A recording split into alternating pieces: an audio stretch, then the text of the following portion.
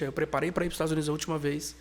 E chegando lá, comecei a pagar minhas contas. Cara, olha, escuta essa. Quando as coisas estavam já praticamente todas pagas, né? Aí minha esposa ia na tarde de benção. Ela começou a ir na tarde de benção. Daí nesse intervalo foi quando ela conheceu Jesus. Porque quando eu a conheci, ela sabia que eu havia conhecido Jesus, mas estava afastado. Né? E aí as pessoas contavam as experiências que eu tive para ela com Deus. Ela falava, esse aí não esse duvido. cara não duvida. Né? E aí foi quando eu fui para lá novamente. E chegando lá, cara, já preparando para trazê-la para cá. E ela foi na tarde de bênção. E aí Deus falou com ela.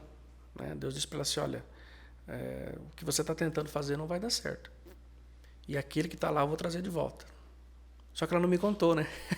Nossa. Ela não me contou isso. Cara, passados alguns dias eu me envolvi numa confusão lá nos Estados Unidos. Né? E me envolvi numa briga lá. E acabou que a gente foi preso. Né? Foi preso. E eu fiquei ali quase 30 dias preso. Né? Depois me soltaram lá mesmo. Mas, cara, o mundo que eu tinha lá desmoronou. 10 anos, né, de sonhos, de encantamento por aquele país, por aquela nação. Né? Passava por muitos lugares. Eu tinha uma empresa de pintura. Então, várias redes, por exemplo, rede McDonald's, Burger King, tinha uma rede de farmácias lá chamada CVS. Então, assim, nós pintávamos essas empresas todas. Então, quase aquela região toda nossa ali, né, que a gente morava, no estado de Massachusetts, Rhode Island, Connecticut. Então, são 3 estados ali vizinhos, né, que a gente ia fazer obras, ia pintar esses locais, rede de hotéis. Então, eu passava por aqueles lugares e via aqueles prédios gigantescos, via aqueles McDonald's, né, grandes, e falava assim, cara, que legal, eu fiz parte disso aí, né? Eu que pintei, eu que ajudei a fazer. E, cara, quando eu saí, eu olhava para aquelas coisas, eu tinha perdido o encanto. Né? Eu perdi o encanto e as portas se fecharam para mim. As portas fecharam. Note que eu havia dito para minha esposa, olha para você ver o que o orgulho faz. Ela tinha tentado o visto e o visto não tinha dado certo. E eu disse para ela, fica tranquilo, nem que for pelo México eu te trago para cá. O dinheiro não vai faltar. Eu estava prestes a assinar um contrato na época de $500 mil. Era muita grana. E, cara, na semana, eu creio que ali na semana, 10 dias antes de eu assinar esse contrato, né, que era uma rede de hotel que a gente estava pegando para pintar um dos hotéis, né, esse ia ser o primeiro de vários.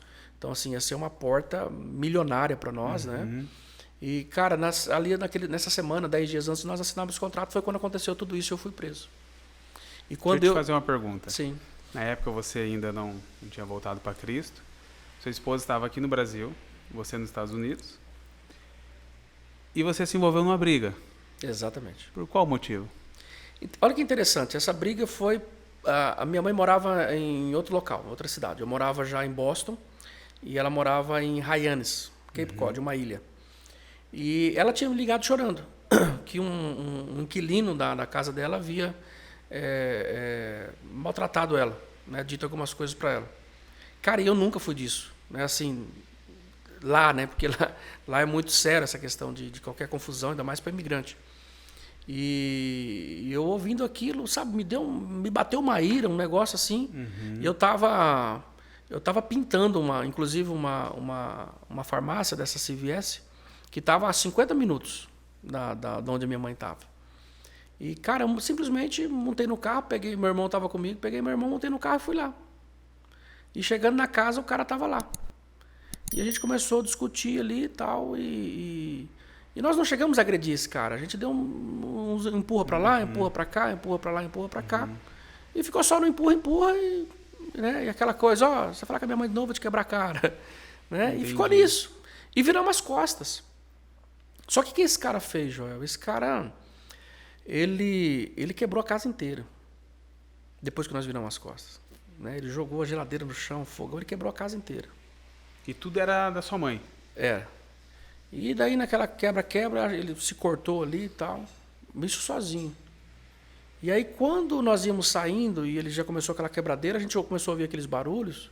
Falou, cara, que loucura. Mas vamos embora. Vinha chegando uma outra pessoa que morava na casa e viu a gente saindo. Quando a pessoa entrou na casa, viu o cara gritando, falou, eles me agrediram, eles tentaram me matar.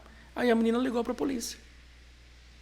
Então a polícia chegando, você para pensar, a polícia chega e vê um cenário de uma casa toda destruída, toda quebrada, o cara ali, né, cortado, sangrando, falou, foi esses caras mesmo. Tinha uma testemunha que viu a gente saindo da casa. Né? Então ele armou pra gente, né? Por mais que a gente de fato teve naquele local, teve uns empurra ali, mas não teve agressão, né? E aí ele acabou que montou todo esse cenário e isso causou, né, a deportação do meu irmão, causou a deportação de um amigo que não tinha nada a ver com a história, tava ali de gaiato, né? E causou a minha prisão, que eu fiquei 30 dias lá, mas eu fui o único que consegui sair lá. Inclusive, Joel, olha que interessante isso. Dentro da prisão, eu orava a Deus, né? Falava com Deus assim, Deus, mas que situação, o que o Senhor quer de mim? Né? E aí eu orei o seguinte, falei, Deus, eu tô disposto, né? Eu tô disposto a viver aquilo que o Senhor tem para mim, mas eu queria te pedir uma coisa. Eu entrei pela porta da frente nesse país e gostaria de sair pela porta da frente. E, cara, foi um caso assim interessante, porque 99% dos casos nesse tipo de situação é deportação na seca, né? E eu tive diante do juiz, expliquei para ele o que aconteceu, falei para ele, falei, olha, eu entrei pela porta da frente, gostaria de sair pela porta da frente. E ele me deu autorização para ficar no país mais 4 meses. Ele disse assim, você tem autorização para ficar mais 4 meses aqui, resolver sua vida, acertar alguma coisa que você quiser acertar, e você está liberado para ir embora.